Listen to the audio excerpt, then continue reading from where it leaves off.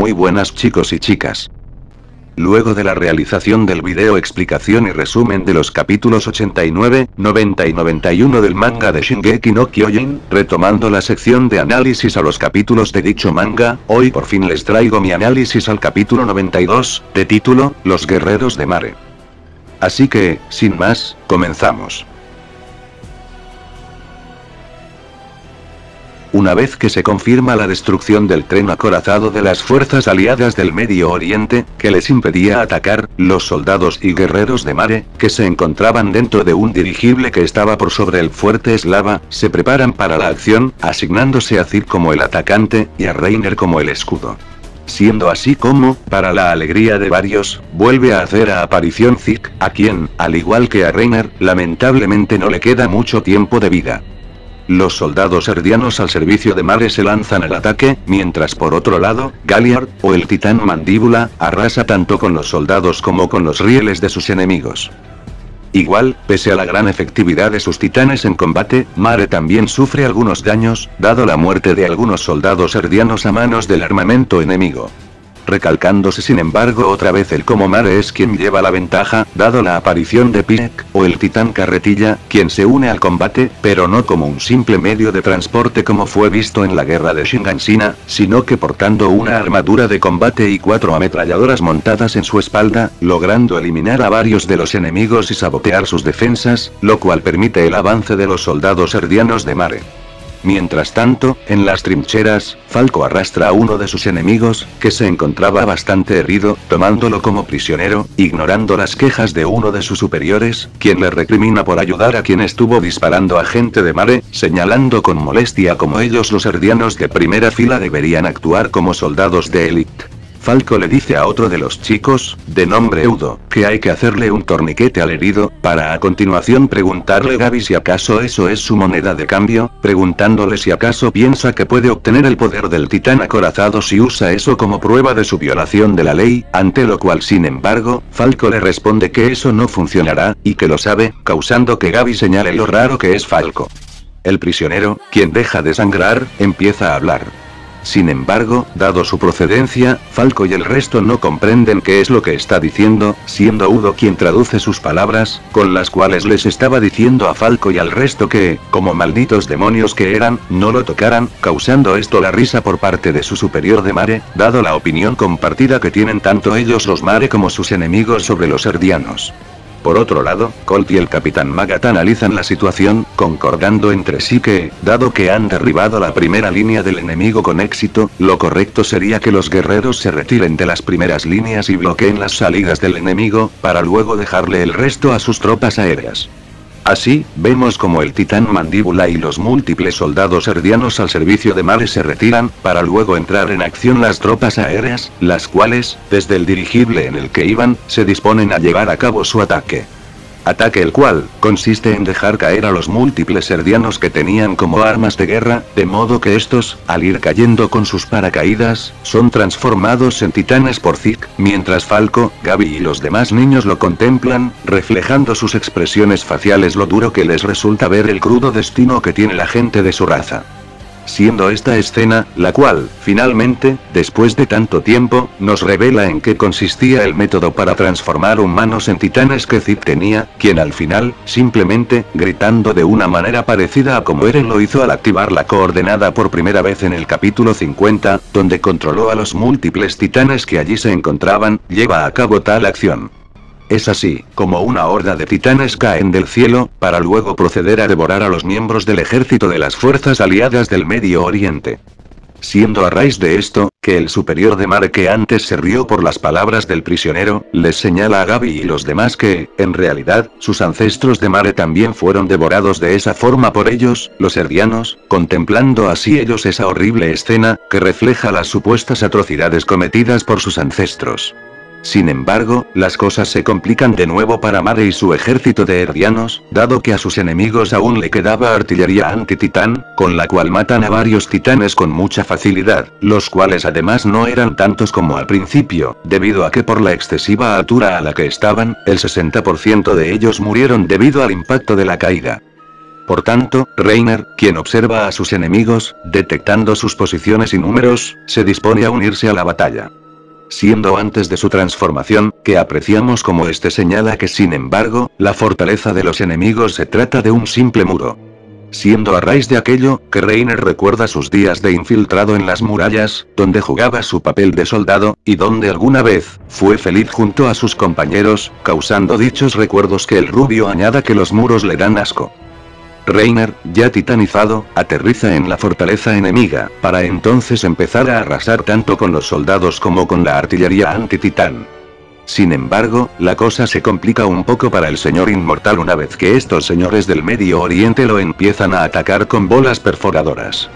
Sin embargo, el buen Galliard vuelve a la acción haciendo uso de su titán mandíbula para ayudar a Reiner. Causando la presencia de estos dos titanes a la vez, que uno de los del Medio Oriente exclame como esos dos, refiriéndose a Reiner y a Galliard, son los descendientes de esa maldita perra, es decir Ymir Fritz, para entonces ser arrasados por Reiner, quien hace uso de una torre de comunicaciones que agarra, con la cual consigue acabar con los últimos soldados del lugar. Siendo así, como Reiner le hace a Zik esta señal, con la cual le indica que los enemigos del lugar han sido suprimidos. Hecho el cual, da pie a que el medio hermano de Eren baje a tierra, señalando antes de transformarse, que fue la derrota que sufrió junto a Reiner lo que originó esa guerra, entrando épicamente al campo de batalla al señalar en forma titán que la guerra no es algo bueno. Una vez allí, Zik toma algunos de los proyectiles antititanes que no fueron disparados, y se los arroja a la flota enemiga. No obstante, a su vez, los buques de guerra también abren fuego contra él. Siendo Reiner, quien termina por recibir el último ataque de la guerra, al ponerse frente a Zik para protegerlo. Así, mientras se muestra cómo la flota pierde, el capítulo culmina relatándonos cómo esta intensa guerra llegó a su fin con la victoria de Mare por sobre las fuerzas aliadas del Medio Oriente, quienes acordaron un trato de paz con Mare, llegando así a su fin los 4 años de guerra. No obstante, la victoria por parte de Mare inevitablemente le hizo recordar al mundo que él mismo está siendo controlado por los titanes, con lo que todo está llegando a su fin. Por consiguiente, Mare es presionado más que nunca para obtener el poder del titán original, que yace en la isla Paradis, la cual, ahora que terminó su guerra con sus enemigos del este, podrán volver a invadir. Apreciándose a su vez, a un destrozado Reiner tirado en el suelo, mientras Falco y Gaby lo contemplan, señalando la aspirante a adquirir su poder titán que no puede ser. Así culmina este capítulo de Shingeki no Kyojin, el cual sin lugar a dudas, nos ha dado una de las mejores demostraciones de acción en todo el manga, la cual, combinada con el gran aspecto visual que Isayama da a sus dibujos, da un resultado para quedar muy satisfecho con la entrega de este mes de abril. Siendo posiblemente el punto más fuerte del capítulo, a mi juicio claro, el cómo este ha sido uno de los que más refleja el cómo en esta historia, uno de los principales conceptos utilizados, es el hecho de, no hay buenos ni malos, solo personas con distintos ideales. Esto debido, a que de alguna manera todos los personajes reflejan constantemente tal hecho, apreciándose a las fuerzas aliadas del Medio Oriente, quienes se enfrentan a los Mare, evitando que dominen el mundo haciendo uso de sus poderes titánicos, mientras a su vez desprecian a los Erdianos, igual que los Mare. A los Erdianos, habiendo por un lado, algunos que simplemente son llevados a la muerte contra su voluntad, mientras que otros, como lo son Gaby y los demás niños, asumen los pecados de sus ancestros, pero sin embargo, se ven a ellos mismos como buenos, considerando que los Erdianos malos son los de las murallas. Y finalmente, a Mare, quienes, siendo considerados por varios como los malos, luchan por incrementar más y más su poder, para lo cual requieren totalmente del poder del titán progenitor que yace en los muros. Siendo así, como este manga resulta ser uno más de la lista donde uno como lector debe olvidar el concepto de buenos y malos, y en su lugar, tratar de ser neutral, analizando a cada uno de los bandos que luchan entre sí, teniendo en cuenta que cada uno lucha por lo que cree correcto. Y es que realmente, con este capítulo, al ver a Reiner, Galliard, Pieck y Zik, se puede apreciar claramente un concepto que muchos no entienden bien. Siendo aquel, el hecho de que, siempre van a parecer más buenos los protagonistas, al ver como Zik y el resto de los titanes cambiantes, al ser Mare los protagonistas de este y el anterior capítulo, realmente llegan a verse como los héroes, en cierta manera, pues al fin y al cabo sencillamente están matando gente. Hecho el cual, se recalca con el cómo ha sido la personalidad de Zeke en este capítulo, al recalcarse cómo este realmente está cansado de toda la guerra, solo deseando cumplir sus misiones con el fin de que todo acabe. Ahora bien, pese a que por otro lado, el personaje también ha mostrado un lado bastante sádico, al demostrar placer mientras acababa con la vida de miles de soldados, aquello es algo que, en cierto modo, se puede entender como algo parecido a la situación de Eren Kruger. El cual, al jugar su papel de miembro leal de Mare, tuvo que cortar los dedos de la nación a la que quería salvar, llegando a olvidar su juramento. O sea, si bien, en el caso de Zeke, no es que éste quiera salvar a la gente de los muros precisamente, el caso es que, al ser ellos sus víctimas, por demasiado que su objetivo no sea precisamente la aniquilación de los mismos, inevitablemente termina por adquirirle el gusto a matar. Cosa que no puede ser muy juzgada por parte de nosotros los lectores, dado que la historia se desarrolla en un contexto de guerra. Contexto en el cual, es inevitable la presencia de individuos que de una u otra manera terminan actuando en contra de sus principios, quieran o no quieran. Siendo así, ¿cómo se logra entender que el hecho de que el personaje expresara como la guerra no es algo bueno, no es algo que se deba tomar como una mentira al basarse en la personalidad sádica que ha demostrado en el pasado? Ahora bien, refiriéndonos a la reaparición del personaje en sí, la misma de por sí causa que nos hagamos la pregunta de, si en este capítulo, junto a Reiner, demostró tanto su potencial en batalla, aquello es con la intención de entregarnos lo último sobre ellos dos antes de ser completamente desechados como personajes al ser devorados, o más bien, será una demostración del rol que cumplirán en la guerra definitiva entre Erdia y Mare, pese al hecho de que se diera a entender que ambos serían devorados para que los nuevos usuarios de los poderes de la bestia y el acorazado respectivamente sean quienes participen en la invasión a la isla Paradis. Es que, realmente, a mi parecer, sería algo bastante tonto que, luego de esta tremenda demostración de acción por parte de ellos dos, los desechen y reemplacen por dos de estos niños erdianos, pues, creo que hablo por la mayoría al decir que lo normal sería imaginar que en la guerra definitiva entre Erdia y Mare estén presentes los clásicos guerreros del bando de Mare. O sea, si realmente los fueran a reemplazar definitivamente por Colt y uno de los otros niños, creo que no nos habrían entregado tanto de ambos en este capítulo, porque es como si nos ilusionaran haciéndonos pensar que de esta misma manera participarán en la futura guerra contra Erdia, para luego arrebatarnos esa ilusión colocándonos a dos chicos que debutan de la nada y ya se vuelven personajes importantes. Y no me malinterpreten, porque me han agradado estos nuevos personajes, en especial Gaby. Es más, de hecho hasta me encantaría verles siendo partícipes de la guerra final. Sin embargo, no me agrada la idea de que dos de ellos reemplacen a dos personajes con tanta trayectoria en la trama como lo son Reiner y Zeke, en especial este último. Digo en especial este último porque, la breve y rápida interacción que tuvo con Eren en el capítulo 83, dio a entender que algo pasaría con estos dos más adelante, cosa que no podría ser posible si se elimina del mapa al personaje al ser devorado por Colt. Siendo a raíz de esto, que, en mi opinión, no se debería dar por descartada la posibilidad de que suceda algo a raíz de una combinación de poderes entre Eren y Zeke, dado que este último posee la sangre real de la cual Eren carece, con la cual podría hacer un correcto uso de la coordenada. Idea la cual, resulta ser en parte sustentada con el hecho de que, la interacción mencionada entre Eren y Zeke, dio a entender claramente que Zeke algo en especial quiere de Eren, dado que, si su propósito fuera obtener la coordenada como sea, él o alguno de los otros guerreros podría haberlo devorado fácilmente, pero ese no fue el caso. Sin mencionar, que el hecho de que Zeke luche por Mare, no significa necesariamente que éste pretenda cumplir su voluntad en todo sentido, más aún considerando que éste fue obligado a infiltrarse en su ejército. Y bueno, como una forma de culminar de este análisis, consideraría necesario referirnos un poco a lo que es Mare en sí. Una de las cosas que este capítulo recalcó, es cómo el poder de Mare se basa principalmente en sus titanes. Cosa que si bien resulta obvia, no es muy considerada por la gente una vez que se plantea la pregunta de, si Mare es tan poderosa, ¿por qué se les ha hecho tan dificultosa la misión de recuperar el poder del titán progenitor y de paso acabar con la gente de los muros? Mi punto es el siguiente.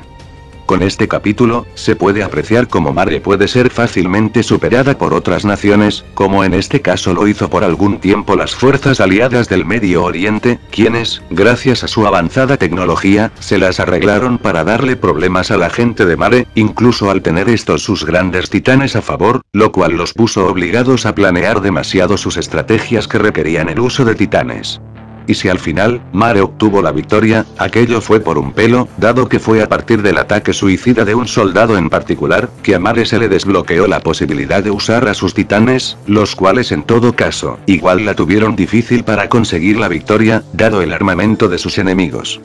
En resumen, lo que se da a entender con todo esto, es que en sí, Mare es una civilización que aún vive en el pasado, que basa su poder militar en el sacrificio de herdianos, ya sea en forma humana o forma titán, incluyendo a sus grandes poderes titánicos obviamente, cuya falta de avance resulta para ellos una gran desventaja una vez que se enfrentan a enemigos que, o bien poseen armamento militar más poderoso, como lo es el caso de las fuerzas aliadas del Medio Oriente, o en su defecto compensan su falta de grandes armas de guerra con un efectivo uso de sus recursos como lo es el caso de la gente de los muros, quienes, con solo un titán cambiante a su favor, lograron salir victoriosos por sobre Zeke, Reiner, Bertolt, Pieck y la horda de titanes, cuya derrota originó la guerra que se vio desarrollarse en este y el anterior capítulo.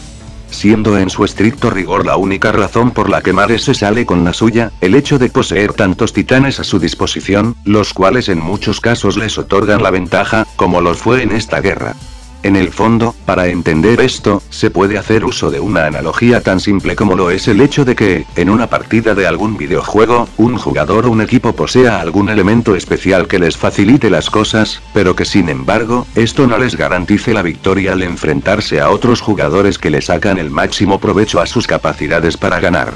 Es así, como actualmente tenemos una situación en la cual, la victoria de Mare requeriría sí o sí la recuperación del poder del titán progenitor.